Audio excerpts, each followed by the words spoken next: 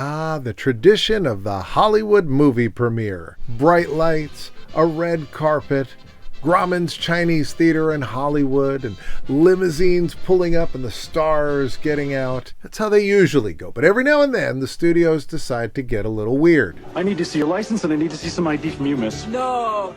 Have you two been drinking? Yes. She's autistic. Autistic. Academy Award nominee Elisabeth Shue.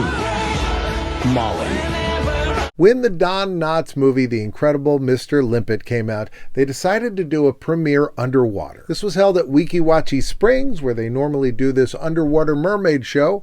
So there Don Knotts sat and watched himself on a screen held by two underwater women. Pirates of the Caribbean debuted at Disneyland on a special floating screen just across from where the actual ride is. And then there's Molly, a 1999 film that premiered on an airplane. From all of us at US Airways, welcome aboard. Molly was a heartfelt drama that starred Elisabeth Shue as a woman with autism. Yes, that Elisabeth Shue. Oh man, the US Cyphersaurus. Her brother was played by Aaron Eckhart, who was starring in a lot of films around that time, but the really interesting part is the man who wrote it. We still know very little about Molly's condition. Every patient's unique. It's written by the dad from Small Wonder. He played Ted Lawson, the suburban engineer who secretly built a robot daughter in the 1980s, and here he was, writing a drama about Elisabeth Shue having autism and going from being institutionalized to having to live out on her own, and her brother, Aaron Eckhart, there to guide her. Honey, the real question is, can it be programmed to have human values and emotions? It's not the career pivot most of us saw coming, but it happened. Dick Christie did have a long career in theater. He also appeared in a lot of other television shows and some films. He appears in Molly as a maitre d'. Madam. Molly. And what's your name? Richard. Molly was directed by an Australian filmmaker who is known for a couple very acclaimed movies in the United States. Flirting, which I never heard of. Sirens, which starred Hugh Grant, and I never saw. A couple very highbrow, snooty pictures. This film gets my highest rating, 7 out of 10. Unfortunately, though, Molly was being made at MGM, and at this time, MGM was barely keeping things together. The owners of Super Spy 007 have a license to sell. But does anyone want to buy? MGM Studios is facing a January deadline to pay down massive debt. MGM had been struggling. They had been selling off things, trying to leverage their back catalog and also do a lot of reboots and remakes, and none of it seemed to be working. Molly was not expected to save the studio, but they thought it might be something that might earn some Oscar buzz. It was due to open on April 1999, but then they showed it to test audiences and they hated it. So they pushed back the release of the film. Eventually, MGM was able to make their deal that this would come out for one weekend on 12 theaters across the country in October of 1999. But one part of the original April release strategy was accidentally kept in place. Back in 1999, a movie would show in theaters, and then after it left theaters, in 3 to 4 months, it would show up on airplanes. You could also watch it in a hotel room at that point. VHS DVD would usually be a month or two after that.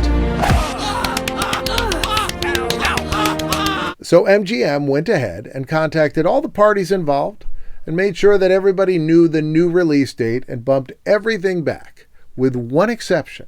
They forgot to contact US Airways.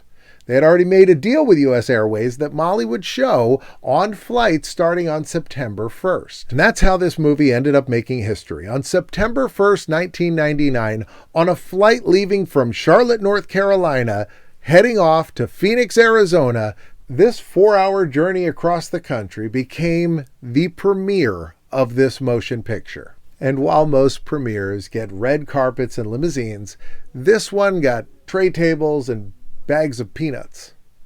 They still had peanuts on the planes back in 1999. Molly is not the only movie to have ever premiered on an airplane. It is just the only one to have ever done it by accident. The other two examples I was able to find: 1925, the movie The Lost World, which some of you may have seen, probably the most famous silent dinosaur film of them all. And this film part or all of it was shown as a publicity stunt on a flight. The flight went from London to Paris. The press was on board. So it was a publicity stunt. It was a big event. The same kind of event that happened in 1970 with a movie called The Adventurers. This had its premiere on a TWA flight across country with all the stars of the film and the press on board. Molly just showed up on the plane and somebody decided to push play. A guy in seat 32B. If you haven't seen Molly, that's not surprising, but the entire movie is on YouTube, so. Molly hungry? Yes, Molly hungry. You like pizza? Molly like peas. No, not peas. Pizza. Peas. No, pizza. Molly, no! Molly, no. Tying shoes? That's getting a little heavy. No! Yes! Tie shoes. All right, tying shoes it is. Okay. Here we go. A wonderful way to go. Go! Now, jump! You know, before, I lived in a hospital. Well, it was more like a home. Yeah, for people like me. Or those guys can throw the ball to the base, and if he touches the base before the ball arrives, he's safe. Safe. Safe. Safe from what? From being out. Out of what? Yeah, this movie sucks. I would have walked out of the premiere, even if it wasn't a plane. Those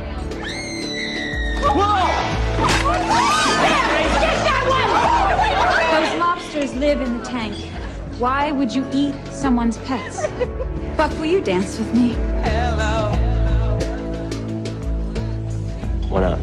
Big shout out to everybody on Patreon. If you go over there, you can sign up for free. I post a little bit of bonus content, but also for just $3 a month, I'll send you a postcard in the mail every month, or you can bump it up to $9, in which case you'll get an envelope in the mail and your name will be either here or here. I can never remember which side I have to point at. Aaron Wester, Al Archer, Carson Loveridge, Chris, Dana Snyder, M, Jason Evans, Jason Yealy, Jarrett Rusky, Jamie and Tom, Jen, Matthew Chapin, Mike and Jess, my big brother Rob, and Nick Roche. Go ahead, join today. Between magic Romeo, stop! Juliet, wake up! See, she's okay. All right, well, that was a lot of fun. It's an interesting story. Hope you enjoyed it. I'll see you next time.